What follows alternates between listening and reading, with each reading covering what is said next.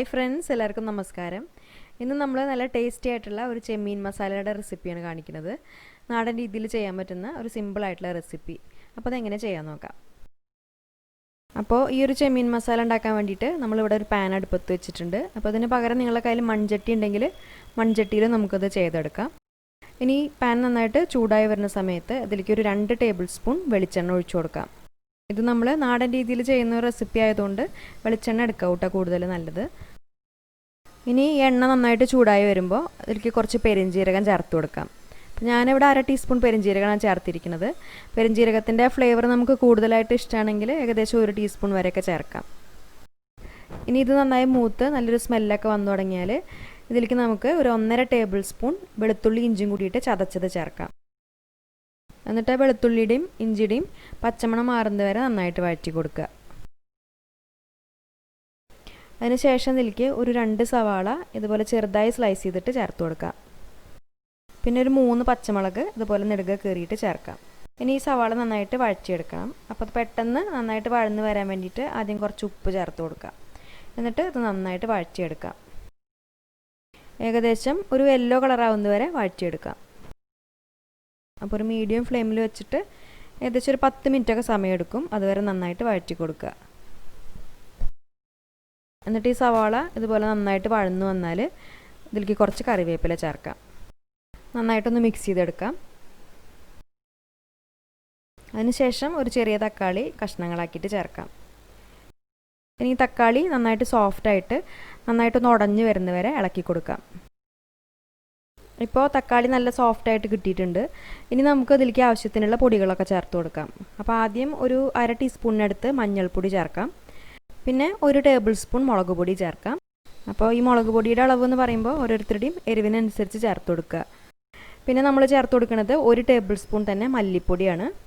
അതിനുശേഷം ഒരു 1/2 ടീസ്പൂൺ കുരുമുളക് പൊടിയും ചേർത്ത് കൊടുക്കാം. പിന്നെ ഈ ഒരു മസാലകളുടെ കൂട്ടത്തിൽ നമുക്ക് വേണമെങ്കിൽ പെരിഞ്ജീരകപ്പൊടി ചേർക്കാം. അതുപോലെ തന്നെ ഗരം മസാലയും ചേർത്ത് കൊടുക്കാം. ഇപ്പോൾ പെരിഞ്ജീരകപ്പൊടിയാണ് നമ്മൾ ചേർക്കണമെന്ന് വെച്ചാൽ ആദ്യം നമ്മൾ ചേർത്തിട്ടുള്ള പെരിഞ്ജീരകം ചേർത്ത് കൊടുക്കണം എന്നില്ല, പൊടി മാത്രം ചേർത്ത് കൊടുത്താൽ മതി. അപ്പോൾ ഓരോരുത്തരും ഫ്ലേവറിനനുസരിച്ച് ചേർത്ത് കൊടുക്കുക. പിന്നെ ഇതിലിപ്പോൾ നമ്മൾ ഗരം മസാല ചേർക്കണില്ല. അപ്പോൾ ആ ഒരു ടേസ്റ്റ് വേണമെന്നുള്ളവർക്ക് കുറച്ച് ഗരം മസാലയും ചേർക്കാം. എന്നിട്ട് ഈ പൊടികളുടെ ആ പച്ചമണം നന്നായി മാറുന്നത് വരെ വഴറ്റിയെടുക്കുക. അതിനുശേഷം നമുക്ക് നന്നായി ക്ലീൻ ചെയ്ത് കഴുകിയെടുത്തിട്ടുള്ള ഒരു 1/2 കിലോ ചെമ്മീൻ ഇതിലേക്ക് ചേർത്ത് കൊടുക്കാം. ഞാനിവിടെ ചെറിയ ടൈപ്പിലുള്ള ചെമ്മീനാണ് എടുത്തിരിക്കുന്നത്. ഇനി നമുക്ക് ഇതിലേക്ക് ആവശ്യത്തിനുള്ള ഉപ്പ് ചേർക്കാം. അപ്പോൾ ആദ്യം നമ്മൾ സവാള വഴറ്റുന്ന സമയത്ത് കുറച്ച് ഉപ്പ് ചേർത്തിട്ടുണ്ട്. അത് നോക്കിയിട്ട് ആവശ്യത്തിനനുസരിച്ച് മാത്രം ചേർക്കുക. അതിനുശേഷം ഫ്ലെയിം ഒന്ന് കൂട്ടി വെച്ചിട്ട് ചെമ്മീനും ആ മസാലയും കൂടിയിട്ട് നന്നായിട്ട് മിക്സ് ആവുന്ന രീതിയിൽ ഇളക്കി കൊടുക്കാം. അപ്പോൾ ഒരു 2 മിനിറ്റ് നന്നായിട്ട് ഇളക്കി കൊടുക്കുക. ഇനി ഈ മസാലയും ചെമ്മീനും നന്നായിട്ടൊന്ന് യോജിച്ച് വന്നാൽ നമ്മൾ ചെറിയ ഒരു നെല്ലിക്ക വലുപ്പത്തിലുള്ള പുളി ഏകദേശം ഒരു 1/2 കപ്പ് വെള്ളത്തിൽ പിഴിഞ്ഞെടുത്തിട്ടുണ്ട്. അത് ചേർത്ത് കൊടുക്കാം. പിന്നെ നമ്മളിതിൽ പുളി ചേർത്ത് കൊടുക്കുമ്പോൾ പുളി ഒരുപാട് കൂടുതലാവാതിരിക്കാൻ ശ്രദ്ധിക്കണം.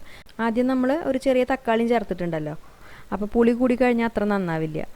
ഇവിടെ ഇപ്പോൾ നമ്മൾ വാളംപുളിയാണ് ചേർത്തിട്ടുള്ളത്. അതിന് പകരം നമുക്ക് വേണമെങ്കിൽ കുടംപുളി ചേർത്ത് കൊടുത്താലും മതി.